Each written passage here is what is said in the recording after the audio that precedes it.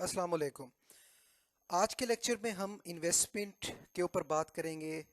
अपने last lecture में हमने सेविंग के ऊपर बात की, उसकी अहमियत को समझा और उसका जो गोल्डन रूल है 50-30-20 उसको हमने डिस्कस किया। तो आज के लेक्चर की तरफ मूव कर, जो लर्निंग आउटकम है आज के लेक्चर के, वो आप इन्वेस्टमेंट की ज़रूरत को समझ सकेंगे और इसकी इम्पोर्टेंस को आप समझ सकेंगे। सबसे बुनियादी सवाल, इन्वेस्टमेंट है क्या? इन्वेस्टमेंट का मतलब ये है कि आपने अपना पैसा किसी फाइनेंशियल स्कीम में डाला जहां से आप रिटर्न या मुनाफा आपको मिल सके। वो इन्वेस्टमेंट स्कीम किसी कंपनी के शेयर्स भी हो सकते हैं, आप रियल एस्टेट में भी इन्वेस्ट कर सकते हैं, आप किसी बैंक के सेविंग अकाउंट में भी अपना पैसा इन्वेस्ट कर सकते हैं। तो बहुत सी आपके पास इन्वेस्टमेंट ऑप्शंस होती हैं। अच्छा, जब भी आप इन्वेस्टमेंट कर रहे होते हैं वहां पर आपको रिस्क बेयर करना पड़ता है, रिस्क लेना पड़ता है। और इन्वेस्टमेंट का फ़ायदा ये है कि आपकी जो वेल्थ है वो टाइम के साथ साथ बढ़ती रहती है।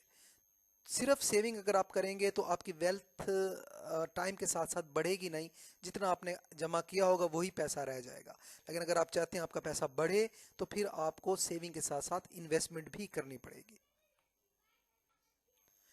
अच्छा, इन्वेस्टमेंट को समझने के लिए ना सबसे इंपॉर्टेंट जो कॉन्सेप्ट है वो है टाइम वैल्यू मनी। अब टाइम वैल्यू मनी क्या है?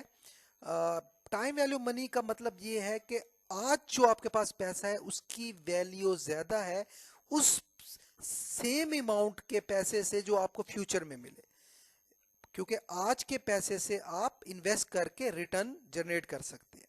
इसकी मिसाल ऐसे मैं दूंगा, अगर कोई आपको कहे आज 100 रुपये ले लो, तो आज जो अगर आपको 100 रुपये मिलेगा तो उससे आप इन्वेस्ट करके 1 साल बाद या 2 साल बाद आप रिटर्न प्रॉफिट कमा सकते हैं। आपकी वेल्थ जो है वो बढ़ेगी टाइम के साथ साथ। लेकिन अगर आपको ये कहा जाए आपको 2 साल बाद 100 रुपए देंगे, आज आप 100 रुपए ना लें, तो 2 साल बाद जो आपको 100 रुपए मिलेंगे उसमें अर्निंग पोटेंशियल नहीं होगा, वो आपको कमा कर नहीं दे सकता। तो ये इम्पॉर्टेंट है कि हमें पैसा आज चाहिए और आज, ताकि हम उसको इन्वेस्ट करके उसके ऊपर रिटर्न जनरेट कर सकें।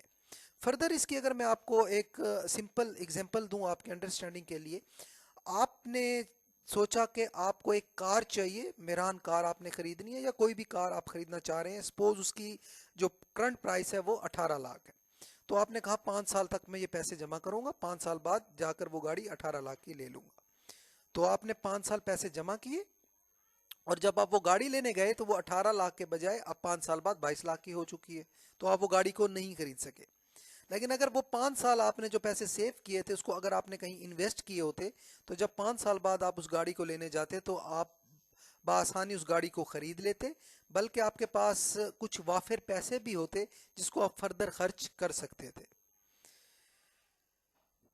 तो उम्मीद है आपको टाइम वैल्यू मनी का कॉन्सेप्ट जो है वो क्लियर हो चुका होगा। अब इन्वेस्टमेंट जो है वो दो तरह से आप कर सकते हैं, स्मार्ट मनी है, हार्ड मनी है। स्मार्ट मनी क्या है कि आजकल जो आपके पास डिजिटल प्लेटफॉर्म्स हैं, e commerce, digital financial schemes, mutual funds, stock market, इनमें आप इन्वेस्ट करके रिटर्न जनरेट कर सकते हैं बाय यूजिंग योर ब्रेन, कि अपने दिमाग का इस्तेमाल करें और फिजिकल एफर्ट ना करें और बैठ के घर बैठ के आप रिटर्न कमाएं। हार्ड मनी क्या होती है? हार्ड मनी में आपको फिजिकल एफर्ट करनी पड़ती है। लाइक आपने ग्रोसरी स्टोर लगाया, आपने पूरा दिन वहां स्पेंड किया, आपने वहां पर काम किया और फिर आपने रिटर्न कमाया। तो दो तरह से कमा सकते हैं जी, या तो दिमाग का इस्तेमाल करें, स्मार्ट मनी इस्तेमाल करें, कमाएं। और दूसरा ऑप्शन है कि जी सारा दिन मेहनत करें और हार्ड मनी जो है वो आप उसे रिटर्न जो है वो जनरेट करें। आपके अंडरस्टैंडिंग के लिए एक क्वेश्चन है, इनमें से कौन सी जो है वो इन्वेस्टमेंट ऑप्शन है? Buying grocery, depositing in a fixed deposit, paying rent. तो इसका करेक्ट जो आंसर है वो ऑप्शन बी है, किसी भी फिक्स सेम अकाउंट में पैसे को जमा कराना ताकि वहां से आपको रिटर्न मिले।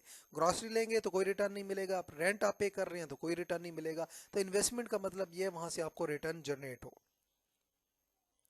अब इन्वेस्टमेंट की कहाँ जा सकती है? मल्टीपल ऑप्शंस हैं, सेविंग अकाउंट्स हैं, गवर्नमेंट सिक्योरिटीज में आप कर सकते हैं, म्यूचुअल फंड्स में आप कर सकते हैं, आप स्टॉक मार्केट में कर सकते हैं, आप फॉरेक्स ट्रेडिंग में कर सकते हैं, आप क्रिप्टो करेंसी में कर सकते हैं।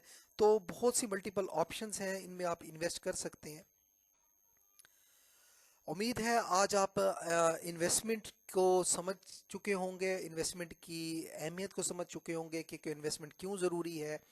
और इंशाल्लाह जो नेक्स्ट लेक्चर है उसमें मैं आपसे ये जो इन्वेस्टमेंट स्कीम्स हैं, सेविंग अकाउंट्स हैं, म्यूचुअल फंड्स हैं, स्टॉक मार्केट है, क्रिप्टो करेंसी है, फॉरेक्स ट्रेडिंग है, one by one her investment scheme को हम जो है इसके ऊपर लेक्चर बनाएंगे, ताकि आपको डिटेल में पता चल सके किस इन्वेस्टमेंट स्कीम से आप ज़्यादा रिटर्न ले सकते हैं और कितना रिस्क जो है वो आप बेयर कर सकते हैं। उम्मीद है आज के लेक्चर में आपको इन्वेस्टमेंट की अंडरस्टैंडिंग हो चुकी होगी। Thank you so much.